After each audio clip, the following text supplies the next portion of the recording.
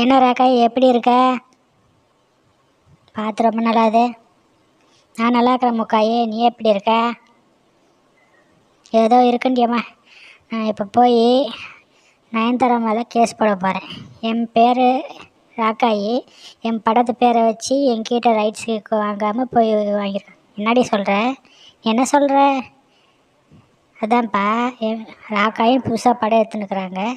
என் பேர் தான் ராக்காயி. என்னை கேட்காம எடுத்திருக்காங்களே, நான் போய் 10 கோடி ரூபா நஷ்ட ஈடு வழக்கு போட போகிறேன்.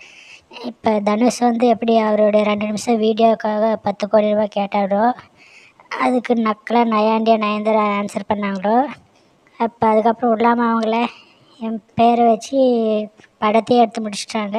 அவங்கள கேட்காம விட்டால் அது யார் தப்பு? வந்த காசு போய்டல. அதான் நான் போய் கேஸ் போடலான்னு இருக்கேன். நீ என்ன சொல்கிற? கூட இருப்பியா? என்ன சொல்கிற? கூட வந்து எனக்கு கூட ஹெல்ப் பண்ணு. ஏன்னா இப்போ ஜோதிகா கூட கங்குவாவுக்கு வாய்ஸ் விட்டு நெகட்டிவ் ரிவ்யூஸ்க்கு கொடுக்காதீங்கன்னு சொன்னதுக்கு மூக்கு வடித்து சும்மா இருக்காங்க. அந்த மாதிரி நம்மளும் ஆகக்கூடாதுல்ல. அதனால் கூட யாராவது ஒருத்தர் இருந்தால், சப்போர்ட்டுக்கு இருந்தால் கரெக்டாக இருக்கும். நீ என்ன சொல்கிற? போடியம்மா.